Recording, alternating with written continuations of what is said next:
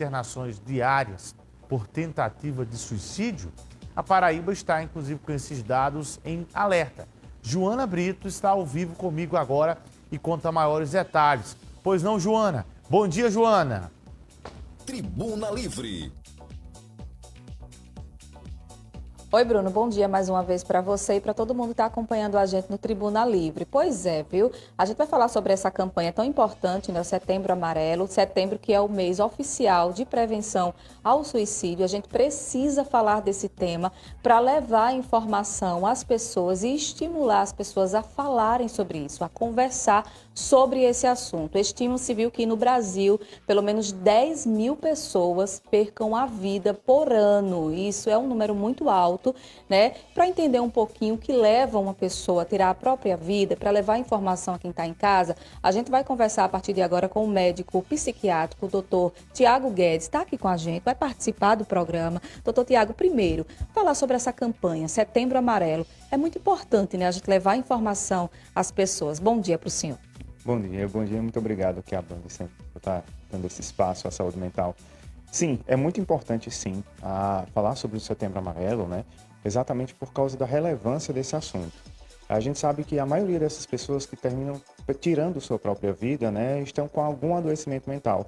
Então a campanha visa exatamente esse tipo de prevenção, né, para que as pessoas percam esse receio de falar sobre sentimentos, sobre as emoções, sobre a própria saúde mental e comecem a passar a cuidar e valorizar isso.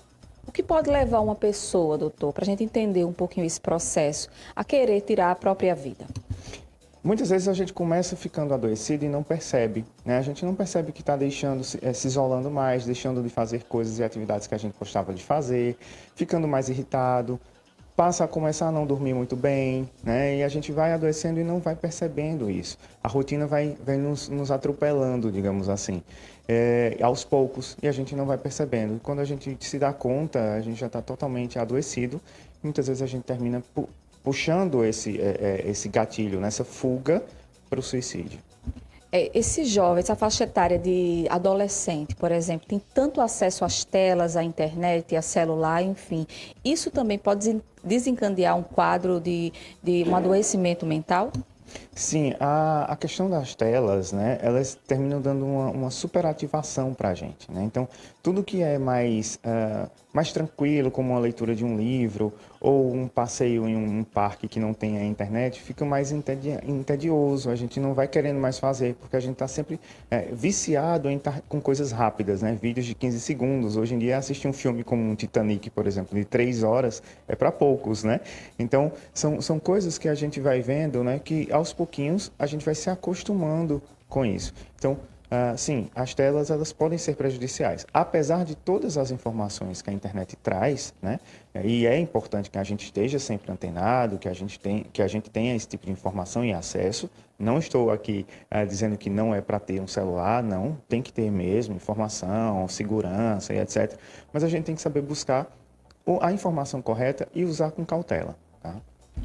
E Bruno, a campanha desse ano traz um tema importante, viu? Se precisar, peça ajuda. É isso, né, doutor? Tem que pedir ajuda mesmo, tem que falar sobre esse assunto. A gente sabe que ainda há muito preconceito, né, envolvido nessa questão das doenças mentais. Muitas vezes as pessoas dizem, é frescura, tem que ir trabalhar, tem que sair desse quarto. Mas tem que pedir ajuda, né, doutor? Enfrentar e pedir ajuda. Exato, enfrentar e pedir ajuda. A campanha é exatamente sobre isso, né? Assim, a gente está desmistificando o problema da saúde mental, né? Que as pessoas têm realmente um medo de assumir que estão cansadas, que estão estafadas, que estão adoecidas com depressão ou ansiedade. Às vezes as pessoas estão com crises de ansiedade do seu lado e você não sabe, né? Porque ela não quer falar, não quer desabafar ou se abrir. É claro que a gente não está pedindo para ninguém estar falando pelos 4 cantos dos problemas que tem, né? Vocês têm que direcionar isso para as pessoas corretas, as pessoas que vão conseguir acolher vocês. Nem todo mundo tem o dever de estar acolhendo, entre aspas, né? Todo mundo deveria ter empatia, mas não é essa a função da campanha em si. Não é buscar que as pessoas tenham empatia, mas sim que as pessoas consigam procurar as pessoas corretas para poder desabafar e diminuir aquele sofrimento. Acho que é isso também, as pessoas corretas, um profissional habilitado, um psicólogo, um psiquiatra, pode ajudar de uma maneira profissional. Exatamente, né?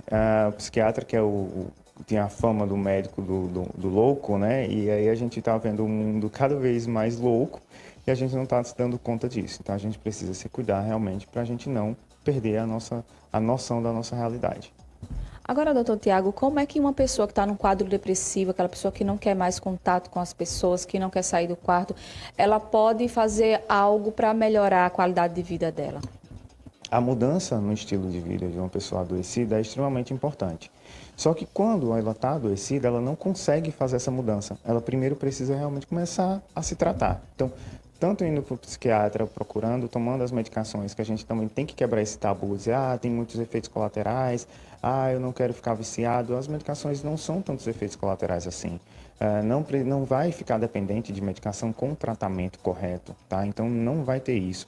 Não vai ficar lentificado, dormindo o tempo todo. Então, a gente precisa também falar bastante sobre medicação dentro da psiquiatria, porque é um mito também, né? E aí, a partir do momento em que ela começa a fazer o tratamento, busca terapia, faz o tratamento correto, ela começa a reagir. E ela mesma vai saindo do quarto, vai se levantando, vai procurar uma atividade física. E aí, para se manter bem, precisa da mudança do estilo de vida. Agora, tem casos também, doutor Tiago, que a pessoa parece estar na melhor fase da vida, está feliz, está ali com os amigos, trabalhando e, de repente, suicídio, né? E aí as pessoas comentam, mas ela estava na melhor fase, conseguiu agora algo que tanto queria e mesmo assim tirou a vida. A medicina explica isso? Na verdade, muitas vezes é um disfarce, né? A gente está tão mal e a gente não está querendo demonstrar que está mal e a gente começa a ser mais social, querer sair. Ou também existe uma coisinha chamada de melhora depois da decisão. Então, quando a gente decide cometer um suicídio, muitas vezes a gente alivia, porque o que dá o medo do suicídio é o pré, né? Mas depois que ele decide fazer, a decisão dá uma tranquilizada. Pronto, eu vou fazer tal dia e assim eu vou aproveitar esses últimos dias. Então, é sempre muito importante a gente se dar conta de alguns sinais, como, por exemplo, uma melhora repentina, né? Ou então, mensagens do tipo meio que despedida. Eu queria ir para tal canto pela última vez. É um abraço mais diferenciado. A pessoa começa a se desfazer de algumas coisas que gosta muito, né? Não é uma coisa que não sirva mais, mas que gosta muito.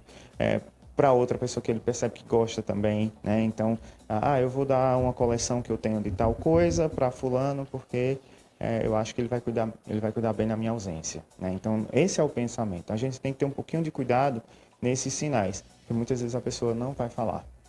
E aí quem está ao redor, né, é muito importante a participação para perceber esses sinais, né? Os pais, os parentes, os responsáveis, enfim, os parentes, a família, tem que estar atento aos sinais, né, doutor? Exato, esses sinais eles são importantes porque é quem pode salvar a vida daquela pessoa, né?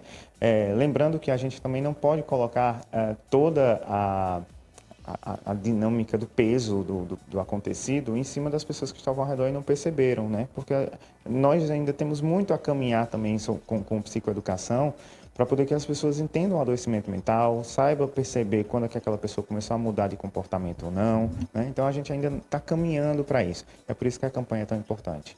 Ainda falando sobre esse assunto, viu, Bruno? Acho que é importante a gente falar sobre ansiedade, né? Muitos jovens, adolescentes, as pessoas cada vez mais jovens têm sofrido de ansiedade. Uma ansiedade, doutor, pode evoluir de repente para um quadro depressivo e terminar num caso de suicídio, por exemplo? É muito comum a ansiedade crônica a longo prazo começar a apresentar sintomas depressivos, sim, tá? Dentro do cérebro funciona muito parecido os dois transtornos, sabe? Com neurotransmissores parecidos, próximos, até em comum. Então, termina que um vai puxando algum a outro. Às vezes uma pessoa deprimida também fica com ansiedade, né? E tanto a ansiedade quanto a depressão, porque a gente quando fala em suicídio, a gente sempre pensa no deprimido, né? Mas não, a gente tem causas de depressão nos diversos transtornos, na ansiedade, na depressão, na bipolaridade, né? No transtorno com álcool, é um dos mais altos, por sinal, né? Então, assim, a gente tem no top, digamos assim, de motivos, né? Os transtornos de humor, que é o bipolar, e a depressão. Mas nós temos também os transtornos de personalidade, que são pessoas muitas vezes impulsivas, como o borderline, né? Nós temos o uso de substâncias, o álcool, que até encoraja você a fazer também, né? Então, as pessoas usam para isso, né? Então, são vários outros tipos de transtornos que podem estar envolvidos com suicídio. Mas a ansiedade, sim, ela pode, não tratada, gerar, muitas vezes, sintomas depressivos no futuro.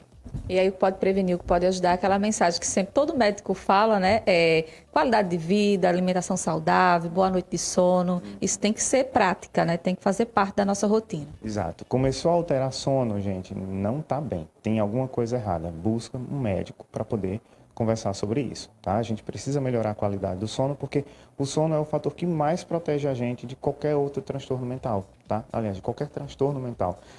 O sono realmente é um fator primordial nesse sentido.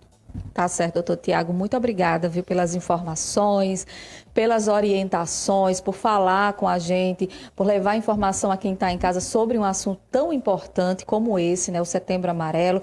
Um dado que me chamou muita atenção, viu, Bruno, é que pessoas, olha só, jovens de 15 a 29 anos, o suicídio foi a 4ª causa de morte depois de acidente de trânsito. Então, nessa faixa etária, o suicídio está matando mais do que acidente de trânsito. Então, esse assunto precisa, sim, ser debatido, ser falado, né, ser comunicado da melhor forma possível, com um profissional, com responsabilidade, para alcançar essas pessoas que estão nessa situação, né? Vamos falar, o mês ainda tem muitos dias aí pela frente, dá para falar mais sobre esse assunto sim, viu, Bruno? Volto com você. Participação, atenção, comenta esse assunto em instantes, porque agora o Betinho Nascimento está ao vivo comigo. Ele tem informações de uma operação